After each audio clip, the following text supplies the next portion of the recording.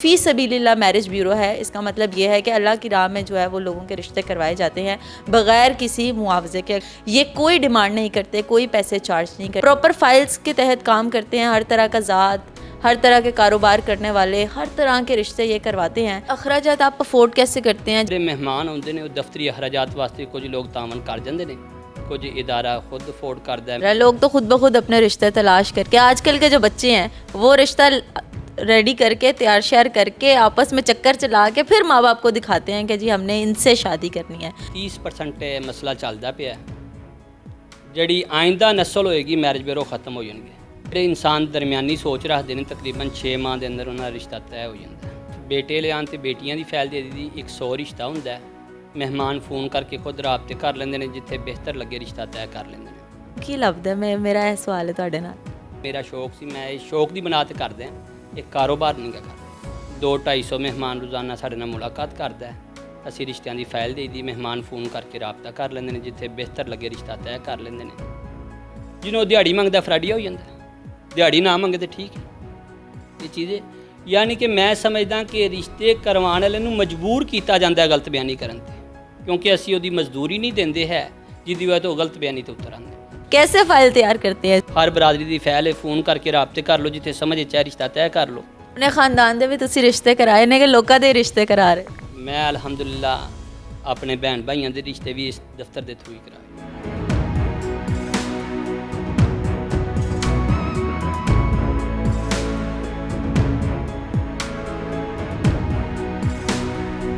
आजकल के दौर में जहाँ अपनी बेटी और बेटे का रिश्ता करना हर माँ बाप का ख्वाब होता है, अच्छे से अच्छा रिश्ता करना। वहाँ पे जब रिश्तों के मामलात मैरिज ब्यूरोज़ तक जाते हैं तो मैरिज ब्यूरो वालों की आगे से बड़ी से बड़ी डिमांड होती है कि आप हमें इतना पे कर दें, हम अच्छा रिश्ता आपको दिखा देंगे। और रिश्ता होना ना होना कोई गारंटी नहीं होती। मैं आपको लेकर आई हूँ एक ऐसे मैरिज ब्यूरो में जो कि पिछले 16 साल से खिदमत खल्क के कामों में मसरूफ़ है। खिदमत खल्क मैं इसलिए कह रही हूँ क्योंकि इनकी जो मैरिज ब्यूरो का नाम है वो फ़ी सबीलिल्लाह मैरिज ब्यूरो है। इसका मतलब ये है कि अल्लाह की राह में जो है वो लोगों के रिश्ते करवाए जाते हैं बग़ैर किसी मुआवजे के। अगर किसी के दिल करता है, कोई खुशी से देना चाहता है तो दे सकता है, और अदरवाइज़ ये कोई डिमांड नहीं करते, कोई पैसे चार्ज नहीं करते। मैं इस वक्त मौजूद हूँ यहाँ के चीफ़ एग्जीक्यूटिव मियाँ आबिदुर रहमान के पास। इन्होंने पिछले 16 सालों में 1 लाख से ज़ायद मीटिंग्स करवा दी हैं और इसके अंदर से 20,000 कामयाब रिश्ते करवा चुके हैं और मज़ीद करवा रहे हैं। एक दिन के 200 से 250 लोगों के साथ मीटिंग करते हैं और इनका लग्जरी आप ऑफिस देख सकते हैं, मेरे पीछे फ़ाइल्स भी देख सकते हैं। प्रॉपर फाइल्स के तहत काम करते हैं। हर तरह का ज़ात, हर तरह के कारोबार करने वाले, हर तरह के रिश्ते ये करवाते हैं। लाहौर में इनका ये मैरिज ब्यूरो है। आइए ज़रा इनसे मज़ीद बात करते हैं आजकल का जो दौर चल रहा है उसके हिसाब से। अस्सलाम वालेकुम सर। वालेकुम सलाम सिस्टर। कैसे हैं सर आप? अल्लाह दी रहमत, अल्लाह दा एहसान। सर मुझे ये बताएं कि आप फ़ी सबीलिल्लाह मैरिज ब्यूरो इस वक्त खोल के बैठे हुए हैं, पिछले 16 सालों से आप काम कर रहे हैं। महंगाई का दौर है, आप इस महंगाई के दौर में किस तरह से इस मैरिज ब्यूरो को मैनेज किया हुआ है आपने? भाई सूरत हाल है भी कि मेरा तिजारत का बिजनेस है। इस तो अलावा मैं लोगों की जरूरत महसूस की, रिश्तियां के मामलात च लोग परेशान ने, तो इस वजह तो मैरिज ब्यूरो इदारा बनाया है और बेहतरीन अंदाज के नाल जड़ा है सैटअप बना के तो लोगों की खिदमत कर रहे हैं। तकरीबन इस दफ्तर के अखराजात जड़े ने कम अज़ कम जड़ा ना 1 महीने के अखराजात इतने ने कि इंसान हज कर सकता वे, या इंज समझ लो कि एक बेहतरीन शादी कर सकता है, जिदे बेटी नूं इंसान अच्छे तरीके नाल अलविदा कर सकता है, यानी कि समझो कि लड़के नूं 1 to 5 भी साथ दे सकता है। इतने अखराजात ने 1 महीने दे इस दफ्तर दे। इसके अखराजात आप अफोर्ड कैसे करते हैं जबकि आप किसी से चार्ज भी नहीं कर रहे, पैसे भी नहीं ले रहे, फ़ी सबीलिल्लाह आप रिश्ते करवा रहे हैं? साढ़े कोल जिहड़े मेहमान आउंदे ने असीं रिश्तियां दी फाइल देई दी है, यानी कि बेटे ले आन ते असीं बेटियां दी फाइल दे दी, बेटी ले आन बेटियां दी फाइल दे दी है। साढ़े कोल हर बरादरी दी अलहदा लिस्ट मौजूद है, बेटियां दी अलहदा, बेटियां दी अलहदा, यानी कि मुगल बरादरी, राजपूत, अंसारी, मैर, बट, जट, शेख, मलक, रहमानी, दर्जी, गुज्जर, हजाम, मोची, अवान, हाशमी, खान, माछी, सैयद, कंबोग, कसाब, लेट मैरिज, सैकिंड मैरिज, हाफसे कुरान बेटियां दे रिश्ते मौजूद ने, डॉक्टर लड़कियां दे, इंजीनियर लड़के लड़कियां दे रिश्ते मौजूद ने। ਜਿਹੜੇ ਮਹਿਮਾਨ ਆਉਂਦੇ ਨੇ ਉਹ ਦਫ਼ਤਰੀ ਅਖਰਾਜਾਤ ਵਾਸਤੇ ਕੁਝ ਲੋਕ ਤਾਮਨ ਕਰ ਜਾਂਦੇ ਨੇ, ਕੁਝ ਇਦਾਰਾ ਖੁਦ ਅਫੋਰਡ ਕਰਦਾ ਹੈ, ਮੈਂ ਖੁਦ ਬਾਕੀ ਜਿਹੜੇ ਕਮੀ ਪੇਸ਼ੀ ਹੁੰਦੀ ਆਪ कवर कर ली दी। अच्छा सर, ये बताएं, जो दौर आजकल का चल रहा है, लोग तो खुद ब खुद अपने रिश्ते तलाश करके, आजकल के जो बच्चे हैं वो रिश्ता रेडी करके तैयार श्यार करके आपस में चक्कर चला के फिर माँ बाप को दिखाते हैं कि जी हमने इनसे शादी करनी है। तो ऐसे दौर के अंदर आप अपने मैरिज ब्यूरो को कंटिन्यू किया हुआ है, तो कैसे चल रहा है ये? तकरीबन ਜਿਹੜੀ ਬਾਤ ਤੁਸੀਂ ਕਰ ਰਹੇ ਹੋ ਨਾ 30% ਇਹ ਮਸਲਾ ਚੱਲਦਾ ਪਿਆ। ਜਿਹੜੀ ਆਇੰਦਾ ਨਸਲ ਹੋਏਗੀ ਮੈਰਿਜ ਬਿਊਰੋ ਖਤਮ ਹੋ ਜਾਣਗੇ। 70% ਵਾਲदैन बहन भाई या मैरिज ब्यूरो के थ्रू ही लोग रिश्ता तलाश करते हैं। इस सवाल का जवाब है। सर कितना टाइम लगता है, जैसे कोई लड़की वाले हैं वो आपके पास आ जाते हैं और आके बताते हैं कि हमारी लड़की है, उसकी उम्र ये है, और सारी डिटेल देते हैं, हमें ऐसा ऐसा लड़का चाहिए, तो कितना टाइम लगता है एक अच्छा रिश्ता ढूंढने में, या उनकी रिक्वायरमेंट के ऊपर रहते हुए रिश्ता ढूंढने में? ਜਿਹੜੇ इंसान दरमियानी सोच रखते हैं तकरीबन 6 माह के अंदर उन्होंने रिश्ता तय हो जाता है। दरमियानी डिमांड रखणगे अपनी अपने म्यार के मुताबिक डिमांड रखन तकरीबन 6 माह के अंदर रिश्ता तय हो जाता है। रिश्ता दिखाने के लिए आप साथ जाते हैं या दोनों पार्टीज़ को आप आपस में मिलवा देते हैं? असी यानी कि सिर्फ बेटे लियान तो बेटियां की फैल दे दी 100 रिश्ता होंदा है। मेहमान फ़ोन करके खुद राबते कर लेंदे ने, जिथे बेहतर लगे रिश्ता तय कर लेंदे ने, खुद ही रिश्ता तय कर लेते हैं। रिश्ता तय करने के बाद आपको कुछ मुआवजा वगैरह देते हैं या कुछ भी नहीं है, आपस में ही फिर शादी वगैरह का मामला हो जाता है? बस दुआ कर छड़ते हैं अल्लाह की ज़ात सब वास्ते बेहतर करे। असी भी उन्होंने वास्ते दुआ कर छड़ी दी, वो भी दुआ कर छड़ते हैं। अल्लाह ਤੁਹਾਨੂੰ ਕੀ ਲੱਗਦਾ ਹੈ, ਮੇਰਾ ਇਹ ਸਵਾਲ ਹੈ ਤੁਹਾਡੇ ਨਾਲ।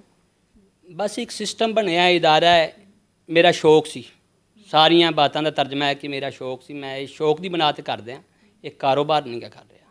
अगर इस इदारे में कोई कारोबार समझदा है तो मैं वो को माजरत चाहना, अगर कोई खिदमत समझदा है कि मेरे को आए, मैं 100 दफ़ा हाजिर।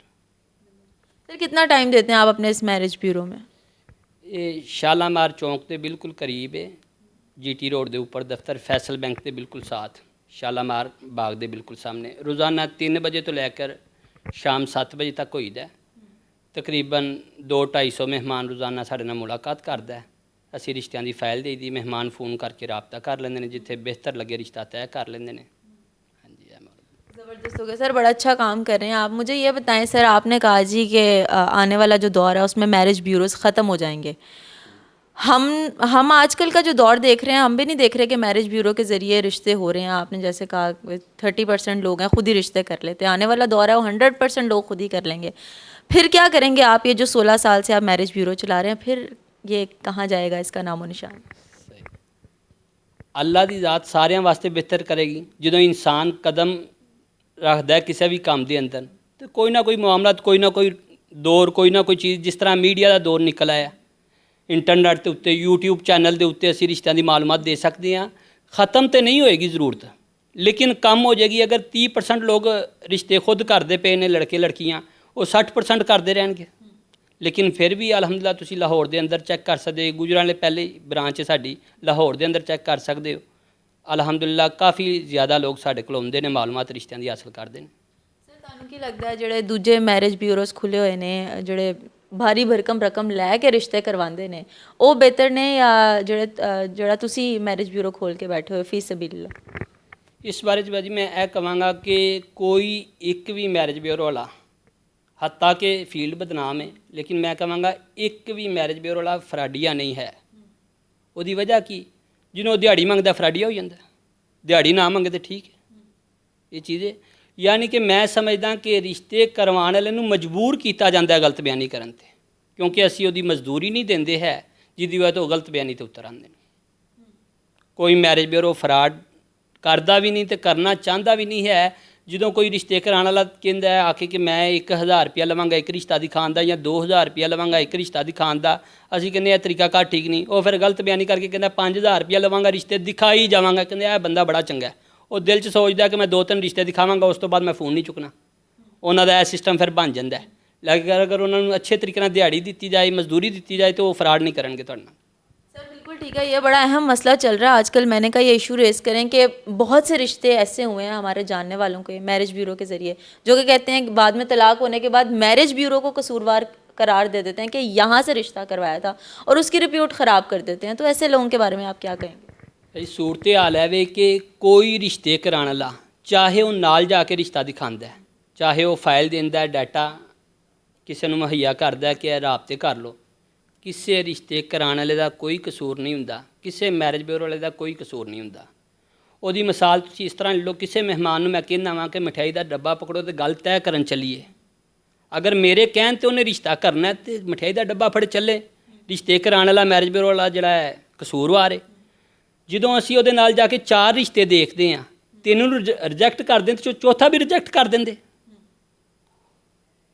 ਉਹ ਵਾਲਦੈਨ ਦਾ ਆਪਣਾ ਫੈਸਲਾ ਹੁੰਦਾ ਹੈ, ਮੈਰਿਜ ਬਿਊਰੋ ਵਾਲੇ ਦਾ ਕੋਈ ਕਸੂਰ ਨਹੀਂ ਹੁੰਦਾ, ਕਿਸੇ ਮੈਰਿਜ ਬਿਊਰੋ ਦਾ ਕੋਈ ਕਸੂਰ ਨਹੀਂ ਹੁੰਦਾ, ਕਿਉਂਕਿ ਉਹ ਜ਼ਬਰਦਸਤੀ ਕੋਈ ਨਹੀਂ ਰਿਸ਼ਤੇ ਕਰਾਉਣ ਵਾਲਾ ਕਰਾ ਸਕਦਾ। ਤੁਹਾਡੀ ਸਮਝ 'ਚ ਆਇਆ ਰਿਸ਼ਤਾ ਕਰਨਾ, ਨਹੀਂ ਸਮਝ 'ਚ ਆਇਆ ਦੂਸਰਾ ਦੇ ਲਓ, ਤੀਸਰਾ ਦੇ ਲਓ। 100 ਰਿਸ਼ਤੇ ਦੀ ਫੈਲ ਦੇਈ ਦੀ ਹੈ, ਜਾਂ ਰਿਸ਼ਤੇ ਕਰਾਉਣ ਵਾਲੇ 10-10 5-5 ਰਿਸ਼ਤੇ ਕਿਉਂ ਦਿਖਾਉਂਦੇ ਨੇ? ਕੋਈ ਮੈਰਿਜ ਬਿਊਰੋ ਵਾਲੇ ਦਾ ਕੋਈ ਕਸੂਰ ਨਹੀਂ ਹੁੰਦਾ। 90% ਇਹ ਗੱਲ ਮੈਂ ਕਹਿ ਸਕਦਾ। सर आपने जो अभी तक 20,000 माशाल्लाह से रिश्ते करवाए हैं, सारे कामयाब तरीन रिश्ते जा रहे हैं अभी तक? ਸਾਡੇ ਅਲਹਮਦੁਲਿਲਾ ਕਿਸੇ ਕਿਸਮ ਦੀ ਕੰਪਲੇਨ ਨਹੀਂ। ਅਸੀਂ ਡਾਇਰੈਕਟ ਡਾਟਾ ਸ਼ੇਅਰ ਕਰੀਦਾ। ਬੇਟੇ ਲਿਆਉਣ ਬੇਟੀਆਂ ਦੀ ਫਾਈਲ ਦੇ ਦੀ, ਬੇਟੀ ਲਿਆਉਣ ਬੇਟਿਆਂ ਦੀ ਫਾਈਲ ਦੇ ਦਿੱਤੀ। ਸਾਡੇ ਤੇ ਇਤਰਾਜ਼ ਬਣਦਾ ਵੀ ਨਹੀਂ, ਲੋਕ ਕਰਦੇ ਹੀ ਨਹੀਂ। ਡਾਇਰੈਕਟ ਰਿਸ਼ਤਾ ਕਰਕੇ ਸਮਝ ਚਾਹੇ ਰਿਸ਼ਤਾ ਤੈਅ ਕਰ ਲਓ, ਨਹੀਂ ਤੇ ਦੂਸਰਾ ਦੇ ਲਓ, ਤੀਸਰਾ ਦੇ ਲਓ। ਸਾਨੂੰ ਅਲਹਮਦੁਲਿਲਾ ਅੱਜ ਤੱਕ ਕੋਈ ਕੰਪਲੇਨ नहीं आई है इस चीज़। अरे वाह, ज़बरदस्त हो गया। अच्छा सर, ये किस तरह से आपने रिश्ते करवाए हैं? ये आपने कोई पेपर शेपर तैयार किया हुआ है? नाम, वल्दियत, तालीम, उम्र, मसलक और पता नहीं क्या, मुझे तो समझ नहीं आ रही किस तरह से, मतलब इन फ्यूचर कभी हमें भी ज़रूरत पड़ ही सकती है इसकी। कैसे फाइल तैयार करते हैं इसकी? जी यानी कि एक्सेल फाइल तैयार की हुई है। हर बरादरी की अलग फाइल बनाई दी है, यानी कि यह लड़कियां का रिकॉर्ड है। नाल भी बरादरी सिस्टम चल रहा है? ये 50% चल रहा है, 50% चल रहा। यानी कि फ़ोन नंबर की अलग फाइल है, रिश्तों के डाटे की अलग फाइल है। बेटे लियान बेटियों की फाइल दे दी, बेटियां लियान बेटियों की फाइल दे दी। हर बरादरी की फाइल है। फ़ोन करके राबते कर लो, जिथे समझ चाहे रिश्ता तय कर लो। अगर यह डाटा इकट्ठा करना शुरू कर देना लोग, आम जिन्ना रिश्ता करना है, जी असी फाइल देने तो साडा अंदाज़ा दिल करे 50,000 रुपया भी खर्च कर लें तो फाइल डाटा इकट्ठा करना मुश्किल है। कितना टाइम लगता है सर ये डाटा इकट्ठा करने में आपको? कम अज़ कम फाइल साड़ी 6 माह तैयार होंगी तकरीबन। एक फाइल 100 रिश्ते की फाइल मुश्तरका होंगे, क्योंकि साड़ी जो पब्लिसिटी होंगी है ना, साढ़े को 10 रिश्ते मुगलों के आ गए, राजपूतों के महरां के 10-10 आ गए, वो 6 महीनों तकरीबन हर किस्म की फाइल तैयार हो जाती। क्या क्या रिक्वायरमेंट है सर इस फाइल के अंदर? साढ़े को क्वाइफ लिखे होंगे ने, नाम, वल्दियत, उम्र, तालीम, बहन भाई किन्ने ने, शादीशुदा बहन भाई किन्ने ने, कारोबार की है, रहाइश किस जगह ते, नाल फ़ोन नंबर वगैरह लिखे होंगे ने। आपकी तरफ से भी कोई रिक्वायरमेंट होती है या आपस में उनके मामला होते हैं? डायरैक्ट ही मामला होंगे ने, साड़ी कोई इंक्वायरमेंट नहीं है। सिर्फ जिदा मेहमान का दिल मुतमिन होंदा है, दफ्तरी अखराजात वास्ते तामन कर देंदा, फाइल असीं दे दी, फ़ोन करके राबते कर लेंगे। सर जितना लग्जरी आपने ऑफिस बनाया हुआ है सारा अपने बलबूते पे? अल्लाह की रहमत तो बाद जड़ा अल्लाह ने जब तक तौफीक दी है, कोशिश मेहनत मैं ही करता पाया, कुछ लोग तामन कर जाते हैं। जब तक अल्लाह तौफीक देगा चलता रहेगा इंशाअल्लाह। अपने खानदान दे भी तुसी रिश्ते कराए ने कि लोकां दे रिश्ते करा रहे?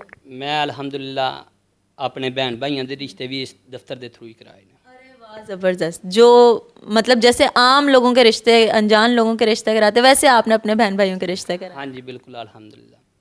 अगर सर कोई क्लेम कर दे कि आप फ़ी सबीलिल्लाह ऑफिस चला रहे हैं लेकिन पीछे कोई और मामला आते हैं, तो आप कैसे डिफाइन करें? किसी की सोच की बात है, असी हर बंदे नूं दुरुस्त नहीं ना कर सकते। कहने वाले तो अच्छे बंदियां नूं भी कह देंगे ने, बुरा कह देंगे ने, या किसी किस्म की गलबात इतराज़ कर देंगे ने। किसी नूं कहना साडे ते कोई नहीं है, किसी के कहने दे नाल साडे नूं कोई नहीं फ़र्क पैंदा है। ज़बरदस्त हो गया।